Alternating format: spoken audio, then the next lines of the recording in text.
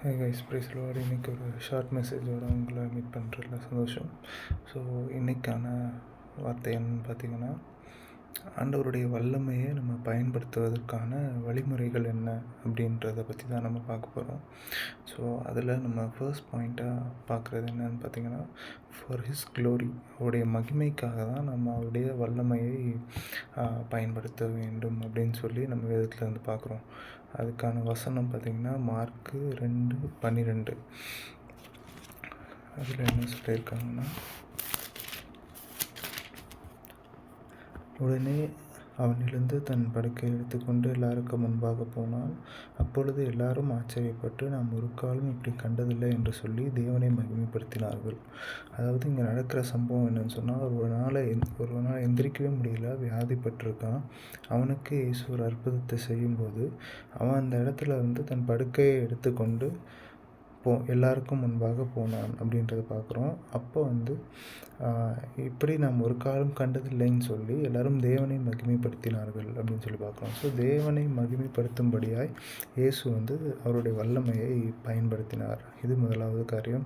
ரெண்டாவது, for reviving the faith of many others, மற்றவர்களுடைய விசுவாசத்தை அதிகரிக்க பண்ணும்படி, தேவன் மேலே மற்றவர்களுக்கு நம்பிக்கை வரும்படி சில இடங்களில் ஆண்டவர் தம்முடைய வல்லமையை பயன்படுத்தினதை பார்க்குறோம்.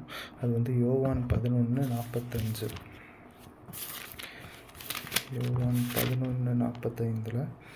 அப்பொழுது மரியாளிடத்தில் வந்திருந்து இயேசு செய்தவைகளை கண்டவர்களாகிய யூதர்களில் அநேகர் அவரிடத்தில் விசுவாசம் உள்ளவர்கள் ஆனார்கள்.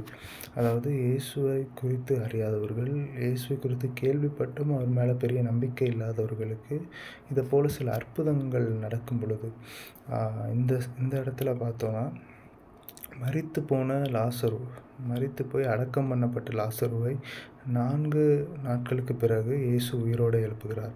ஸோ அந்த இடத்துல இருந்த அநேகருக்கு அவர் மேலே விசுவாசம் வந்ததை நம்ம இங்கே படிக்கிறோம். ஸோ நம்மளுடைய நம்பிக்கை உறுதிப்படும்படி, நம்முடைய நம்பிக்கையும் விசுவாசமும் வளரும்படி ஆண்டவர் சில அற்புதங்களை நமக்காக செய்கிறார். இது ரெண்டாவது காரியம். மூணாவது, நம்முடைய வாழ்க்கையை ஆசீர்வதிக்கும்படி, நம்முடைய வாழ்க்கையில் நல்ல ஆசீர்வாதங்கள் உண்டாயிருக்கும்படி, நன்மைகள் உண்டாயிருக்கும்படி ஆண்டவர் ஆசீர்வதிக்கிறார். அப்போஸ்தலர் 10:38.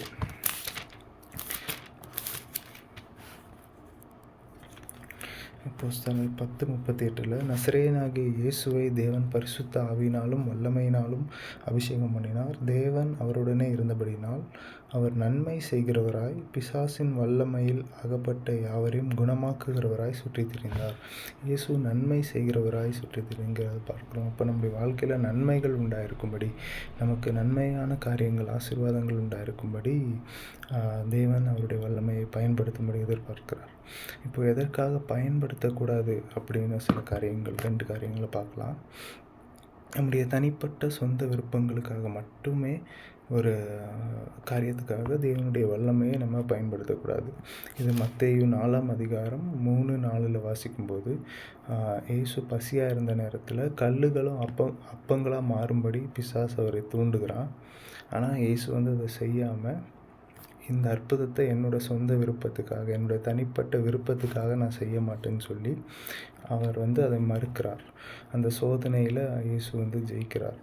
ஸோ நமக்கும் இதை போல் தனிப்பட்ட விருப்பங்களை நிறைவேற்றி கொள்ளும்படி தேவனுடைய வல்லமையை பயன்படுத்த சோதனை வருமானால் அதில் நாம் வசனத்துக்கு கீழ்ப்படிய வேண்டும்.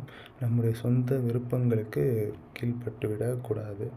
ரெண்டாவது விஷயம், நாமளே உயர்த்தி கொள்ள, செல்ஃப் ப்ரொமோஷன், நமக்கு நாமளே வந்து நல்ல பேர் உண்டாக்கும்படி தேவனுடைய வல்லமையை பயன்படுத்தக்கூடாது. இது அப்போஸ்தலர் 3:12 பார்க்கும் பொழுது, பேதுரு ஒரு குஷ்டரோகியை சுகமாக்குகிறார். குஷ்டரோகியில் ஒரு முடமாக இருந்த ஒரு மனிதரை சுகமாக்குகிறார். சுகமாக்கினதுக்கு பின்னால் எல்லாரும் அவர்கிட்ட கேட்குறாங்க. ஆச்சரியப்பட்டு அவரை பார்க்கும்போது அவர் சொல்கிறாரு, இது என்னுடைய சுய சக்தியினால், என்னுடைய பக்தியினால் இதை செய்யலை, இது தேவனுடைய வல்லமையினால் நடந்தது அப்படின்னு சொல்லி. ஸோ தன்னை உயர்த்தாமல் தேவனை உயர்த்தும்படி பேதுரு வந்து அதை செய்கிறார். ஸோ இதே போல் நம்முடைய வாழ்க்கையில் தேவனை மகிமைப்படுத்தும்படி, தேவ நாமத்தை உயர்த்தும்படி, மற்றவர்களுக்கு நன்மை உண்டாகும்படி நாம் தேவனுடைய வல்லமையை பயன்படுத்த வேண்டும். God bless you.